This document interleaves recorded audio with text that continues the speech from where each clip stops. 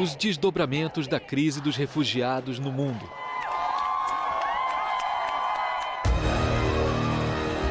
A situação do sistema penitenciário no Brasil. A luta pela abolição da pena de morte. O preconceito em todas as suas manifestações. Temas bem diferentes, mas que têm em comum pelo menos duas coisas: a violação evidente dos mais básicos direitos humanos e a atuação da Anistia Internacional, com denúncias, campanhas de esclarecimento e pressão sobre autoridades. Em um mundo marcado por radicalismos, políticas excludentes e desconfianças em relação ao outro, é cada dia mais relevante a atuação dessa organização global que conta com o apoio de mais de 7 milhões de doadores pelo mundo e que está presente em 150 países. Em recente visita ao Brasil, o secretário-geral da Anistia, o indiano Salil Shetty, falou ao Milênio.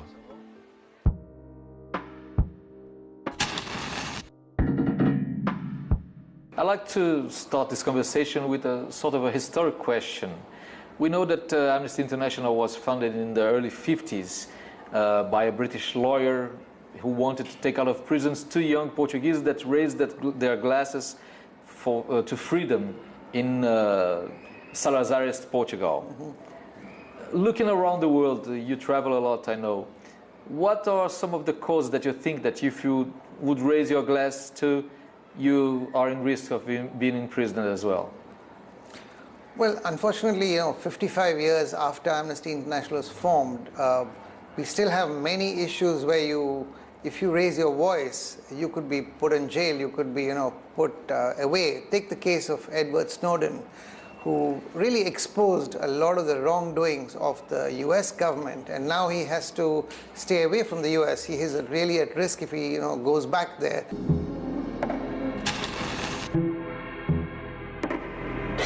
Segundo o advogado dele, o asilo temporário vale por 1 ano. Esta imagem de uma TV russa mostra Snowden de costas, deixando o aeroporto, onde permaneceu numa área de trânsito nos últimos 39 dias. Snowden saiu num táxi comum para um local não divulgado.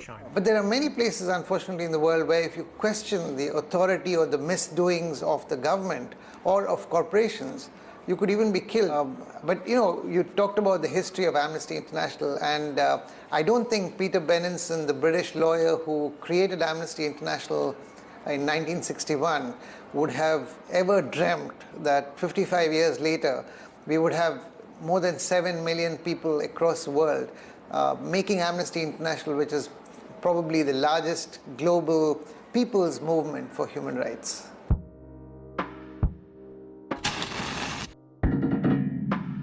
Fighting for human rights, when you're looking at a dictatorship, it seems quite obvious and quite easy. But how about fighting for human rights in democracy, with elected leaders, with legally elected Congress and everything? How is this fight? Is it more difficult to fight it in a democracy sometimes? See, the assumption we're always made is that elections are a very sort of real and meaningful way of holding governments to account. Unfortunately, that is a dream that has been destroyed. Often governments or elected think that gives them legitimacy to actually be unaccountable. Mm-hmm. So yeah, we have a serious problem today. I mean, we've had this in Brazil, we have it in India, in my country, we have Turkey. These are countries, and Philippines now. Philippines has a landslide victory for President Duterte. And he has already killed more than 2,000 people in a matter of months in the so-called war on drugs. So yeah, I mean, I think one of the reasons why we're having this whole, anger and frustration across the world is because of unaccountable governments and leadership. And this is not just about governments, but also about corporations. Talking about the rise of a very right-wing ideology, and ideology itself, and the fight for human rights. Usually, the fight for human rights is linked to some leftist idea, something like that. In Brazil, it's also linked to, there's not a consensus, but lots of people tend to think that the fight for human rights is a fight for protecting the rights of criminals. Is that something that happens all over the world? Is that something Brazilian? How do you see? Does Amnesty International have any political affiliation to the right or to the left? We have no religious, political, economic affiliation of any sort. Our only purpose is to end human rights violations. Now, on the bigger question about how is human rights perceived in countries like Brazil or my country, India, where you have a very big aspirational middle class, here, there's fundamental contradictions because all of us want our own human rights protected. If you say to me that, I will not have the right to raise my voice or, I will not have health or education, I'm going to fight that. But when it comes to somebody else, then, we start asking these questions. Are you defending criminals? So we all our countries in the developing world want to become like the United States, like Europe, but we don't want the rule of law. You can't have shortcuts to human rights. Unfortunately, it's not possible.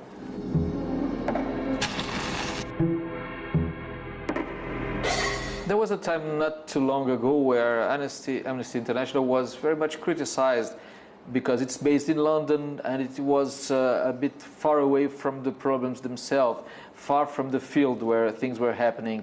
But this apparently has been changing for the last couple of years, or even a bit more, some 4 or 5 years. You've been there as Secretary General since 2010.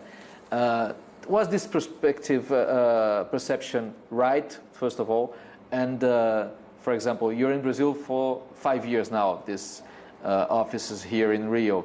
Is this a trend, a path that you're going to follow to be more in the places where things are happening than only in the base in London? Absolutely. I mean, Amnesty Brazil is a great example. We've been here for 5 years, and I'm very proud about what we've managed to achieve in these 5 years. I think we've put, for example, the whole issue of young black lives on the national agenda. And Amnesty Brazil stands for exactly what all Brazilians stand for. We want to see a Brazil without human rights violations. We want to see a Brazil which doesn't discriminate against black people, against indigenous communities, against women. We want to see a Brazil where the right to peaceful protest is respected. A Brazil which will stand up for human rights defenders. Sobre o Brasil, a Anistia faz uma longa lista de denúncias. Caso citado é o de Eduardo de Jesus Ferreira, menino de 10 anos que sonhava em ser bombeiro. No ano passado, ele foi baleado por PMs na porta de casa no Complexo do Alemão, no Rio de Janeiro. Policiais tentaram mudar a cena do crime, mas foram impedidos por parentes e vizinhos. Thousands of people have already joined Amnesty Brazil, So, in fact, many Brazilians may not be aware that they can be part of Amnesty. In fact, Amnesty is owned by the people who are our members and activists. So, I'm very bad at pronouncing this properly, but, we have if you want to join as a volunteer, as a donor, however, anistia.org.br. How do you say BR? BR. BR, yeah, exactly. Anistia.org.br. E vamos aproveitar que o Salil está dando essa deixa para olhar um pouquinho as campanhas nas quais a Anistia Internacional esteve envolvida no Brasil especificamente nesses últimos tempos.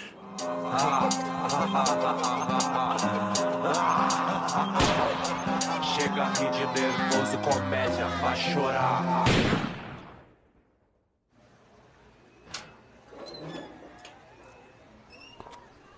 $30 mil jovens por ano são vítimas de homicídios no Brasil.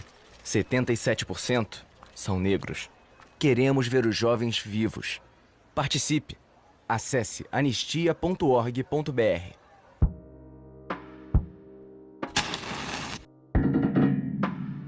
Talking about subjects that are very much in the news, war in Syria and the refugee crisis.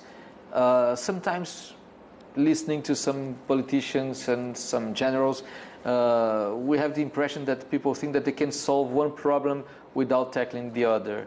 How is it possible to make these two battles to go together? So, this is another example. If you take the refugee crisis that the world is facing, I mean, this is the largest refugee crisis we have seen since the Second World War. 60 million people have been pushed out of their homes. 22 million almost are refugees, which means people who have crossed their borders, fleeing from war and persecution. And I have spent time in the last year in the camps, in the border areas of Iraq, of Syria, of these countries. And I can tell you, Marcelo, that I've spoken to women, men, children. Not one of them have told me they want to go to Europe. É galpão, é armazém bem grande, armazém abandonado, que eles usam para se proteger do frio. A maior parte dorme aqui, a estrutura aqui. Muitos não dormem nem em barracas. If you want, just open border. If you can, so give us some place to, live. For sleep, we have no shower. I've been here from last 1 month. I didn't have shower. 1 month, Guess where they all want to go to? They want to go back home to Syria, but they cannot go home.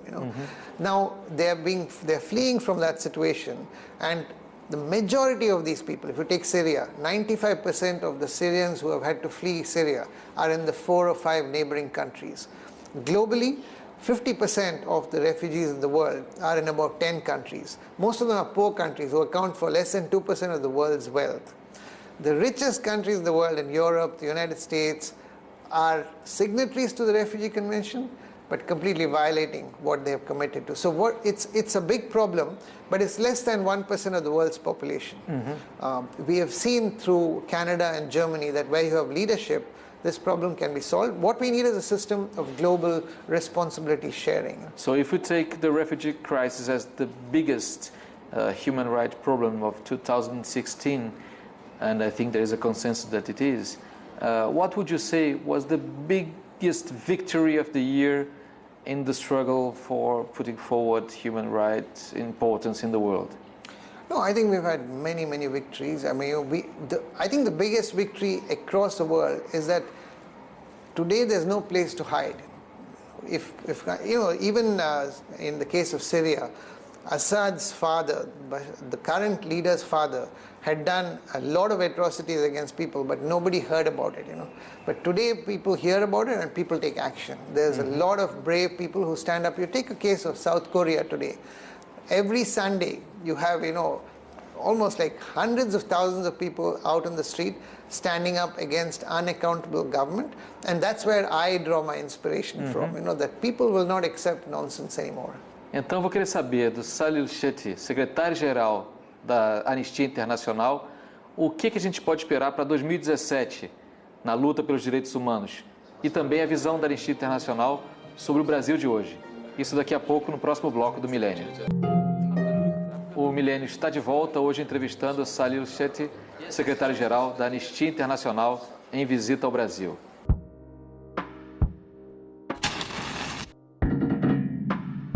Your physical presence here with an office, it's 5 years old, but of course we always have your annual report and talking about Brazil, about South America. How is Amnesty International's view on Brazil today? Our biggest problems, our biggest challenges, and maybe some initiatives that gives you hope about what we can achieve as a country? Contrary to what I've been hearing when I'm here and what one reads in the media about the reality in Brazil, I'm actually very hopeful for Brazil. I know we're going through a difficult time right now, but I have immense faith in the people of Brazil. I'm not sure that I have the same faith in the leaders in Brazil. So the leaders have disappointed us. There's no question about it. Both the previous leadership in the government from the past and the current government who are, they're proposing things which are very disconcerting to us, whether you're talking about a cap on social expenditure, a new mining code, repealing the family statute, the new anti-terrorism law, which we think could criminalize peaceful protest and actually attack social movements and leaders from there. Right now we're going through a difficult patch, an uncertain patch, but I think Amnesty Brazil is now very much a part of the fabric of this country. It presents a hope to young people, and I hope young people, because it's one thing to be angry and outraged or to be disappointed, but then you need to take action. Estamos conectados. Por isso, quando a nossa voz se levanta para exigir direitos, uma grande mudança acontece. Somos mais de 3 milhões de pessoas defendendo os direitos humanos todos os dias. Junte-se a nós. Junte-se à Anistia Internacional. So if you take something like public security, and there's a real issue here because ordinary people in this country are affected by crime, and they're right to say that, they need public security. And it is a responsibility of the state to protect its people. But public security is not a problem of the favelas. It's not a problem of black people. We are in this cycle of violence and drugs in this country, and the solution can't be to take shortcuts and to kill people. Of course, there has to be law. There has to be, people have to be restrained if they're going to commit crimes. But I don't think there's a shortcut solution to simply buying more weapons, and repressing these populations. I think we have to work with them to find solutions. We have to find ways out of this. The solution is not to have conflict and anger and division. It's to come together and find solutions.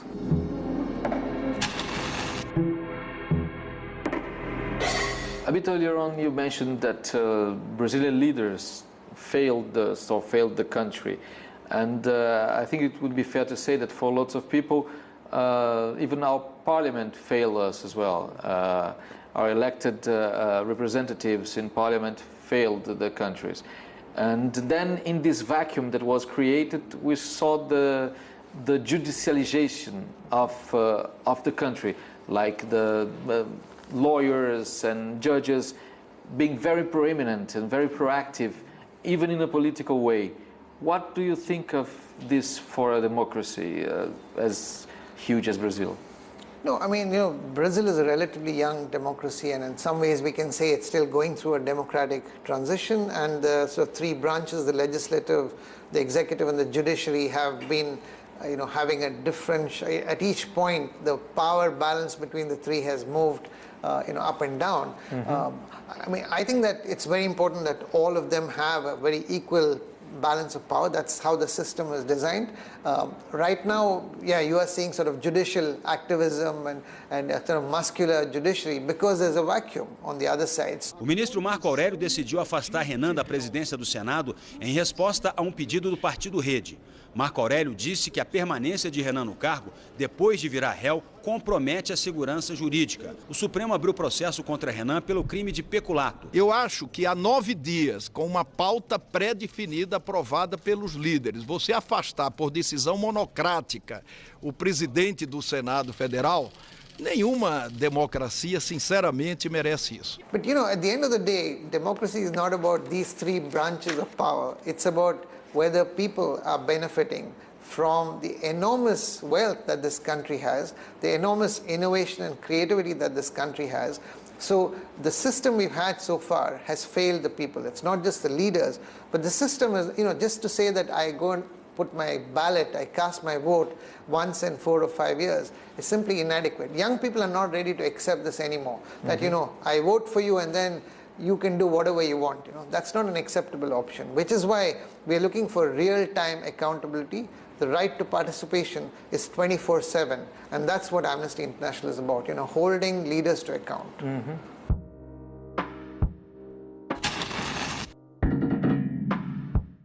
And if you try to look forward, I think that it's very difficult to predict anything in this world of today. But you, as Amnesty International, when you look for 2017, what do you think will remain the biggest challenges for your work? And also, where do you look for when you're looking for some hope to keep going, moving forward?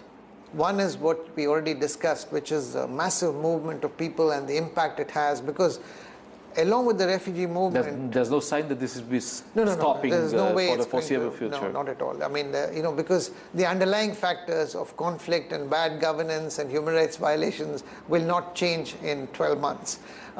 So, we've already launched a campaign called I Welcome Refugees, and that's a very powerful campaign.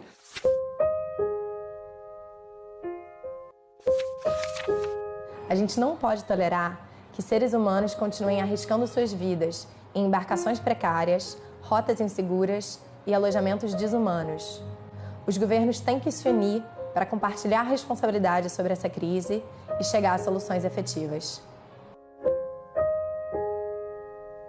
But the second issue, which we didn't talk about much, which is the kind of core of our second global campaign, which is on protecting human rights defenders. Because one of the things which has happened across the world in this whole process of bad governance, the growth of conservative governments, etc., is that those who are defending human rights are under attack like never before.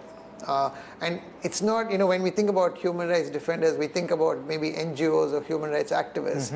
But it's not even restricted to those people. It's journalists, it's academics, it's students. And this is true all over the world. It's unfortunately a phenomenon we are seeing in far too many places. I was recently in Central America. We talked about homicides. Some of the highest homicide rates in the world are in Central America. And the issue here about protecting human rights defenders is fundamentally about fighting impunity.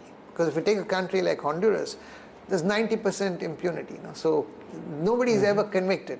And often behind this is the issue about police and security forces. I mean, in this country, you have massive impunity of the security forces as well. But unfortunately, the police are both, killing and being killed. So we have to address both sides of the problem. But so our other big focus is about the use of all sorts of repressive laws against civil society and human rights defenders. This is going to be a big campaign for us in 2017.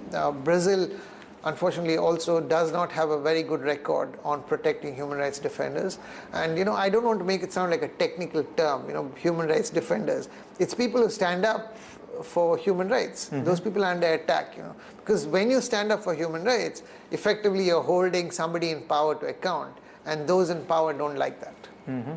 And just to end our chat here, I will insist, where do you look for when you're looking for hope? You asked about the hope, yeah, and I think that's very important. I'm glad we're ending on that note, and because I travel, I have the enormous privilege as the head of Amnesty International to spend time in the indigenous community, villages, with women's groups, with refugees, with the victims of human rights violations. And I can tell you that, you go there and you talk to these people, they are fighting against, unbelievable odds, and you go to, and you find women who are standing up against rape, against sexual violence at huge personal risk. And this, I can assure you, is the human spirit. This is never going to end. No government can kill that. No corporation can kill that. That is true in Brazil. It's true anywhere in the world. And I can end on that absolute confidence that the human, the arc of justice always, it tends towards humanity, towards freedoms in the end. So I'm sure we will win that battle. Thank you very much. Thank you.